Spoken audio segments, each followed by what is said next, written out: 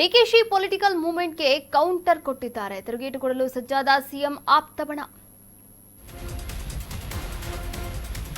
DKShi political ಮೂವ್ಮೆಂಟ್ಗೆ counter, ತಿರುಗೇಟು ಕೊಡಲು ಸಜ್ಜಾದ CM ಆಪ್ತ ಬಣ. ಸೀಟ್ ಸಿದ್ದು ಬಳಿಗೆ ಉಳಿಸಿಕೊಳ್ಳಲು ತಂತ್ರಗಾರಿಕೆಯನ್ನ ಕೂಡ ಹೇಳ್ತಾ ಇದ್ದಾರೆ ಆಪ್ತ ಬಣದ ನಾಯಕರು.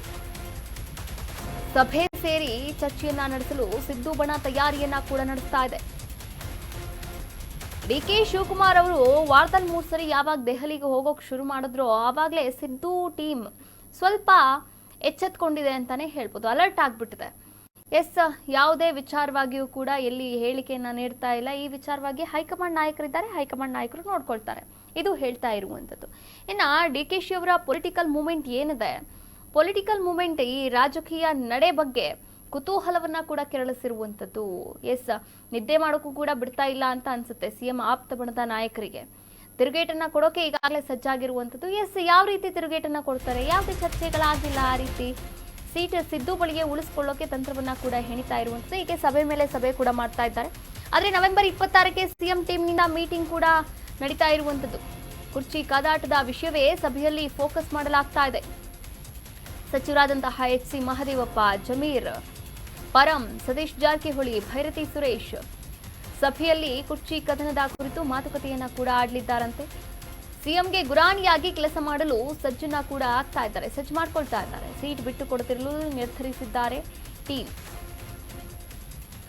ಅಹಿಂದ ನಾಯಕರು ಕೊಟ್ಟ ಮಾತಿನಂತೆ ನಡೆದುಕೊಳ್ತಾರಾ ಅಥವಾ ಅವರ ಬಣ ಹೇಳಿದಂಗೆ ತಂತ್ರಗಾರಿಕೆಯ ಮೇಲೆ ಅವರು ಸಿಎಂ ಆಗಿ ಕಂಟಿನ್ಯೂ ಆಗ್ತಾರಾ ಗೊತ್ತಿಲ್ಲ.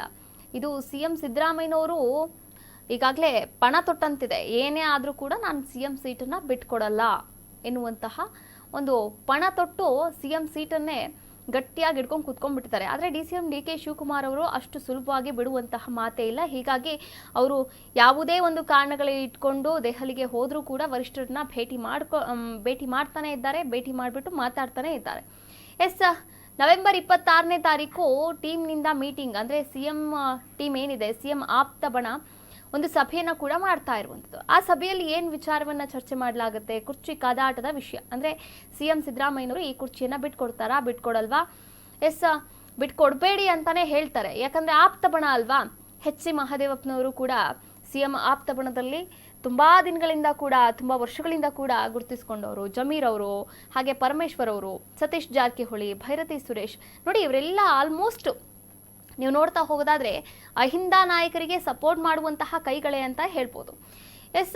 ಈಗಾಗಲೇ ಸಿಎಂ ಅವರಿಗೆ ಗುರಾಣಿಯಾಗಿ, ಅಂದರೆ ಅವರಿಗೆ ಒಂದು ರಕ್ಷೆಯಾಗಿ, ಅವರಿಗೆ ಬೆಂಬಲವಾಗಿ ಕೆಲಸ ಮಾಡೋಕೆ ಸಜ್ಜಾಗಿರುವಂಥದ್ದು. ಹಾಗಾದ್ರೆ ನಿಜಕ್ಕೂ ಕೂಡ ಏನಾಗುತ್ತೆ ರಾಜಕೀಯದಲ್ಲಿ ಕುರ್ಚಿ ಕಾದಾಟದ ವಿಷಯ ಈ ಒಂದು ಸಭೆಯಲ್ಲಿ ಫೋಕಸ್ ಮಾಡಿ ಮಾತನಾಡ್ತಾರೆ, ಚರ್ಚೆ ಮಾಡ್ತಾರೆ. ಚರ್ಚೆಯ ಬಳಿಕ ಏನೆಲ್ಲ ವಿಚಾರಗಳು ಮುನ್ನೆಲೆಗೆ ಬರುತ್ತೆ.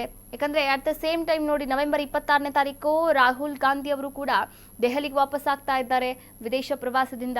ನೆಕ್ಸ್ಟ್ ಈಗ AICC ಅಧ್ಯಕ್ಷ ಮಲ್ಲಿಕಾರ್ಜುನ ಖರ್ಗೆ ಅವರು ಕೂಡ ಹೇಳ್ಬಿಟ್ಟಿದ್ದಾರೆ, ರಾಹುಲ್ ಗಾಂಧಿ ಅವರು ಬಂದ ತಕ್ಷಣ DK ಶಿವಕುಮಾರ್ ಅವರಿಗೂ ಕೂಡ ಬುಲಾವ್ ಕೊಡ್ತೀವಿ, ಸಿಎಂ ಸಿದ್ದರಾಮಯ್ಯನವರಿಗೂ ಕೂಡ ಬುಲಾವ್ ಕೊಡ್ತೀವಿ, ನೀವಿಬ್ರು ಬಂದು ಫೇಸ್ ಟು ಫೇಸ್ ಮಾತಾಡಿ ರಾಹುಲ್ ಗಾಂಧಿ ಅವರ ಬಳಿ ಅಂತ.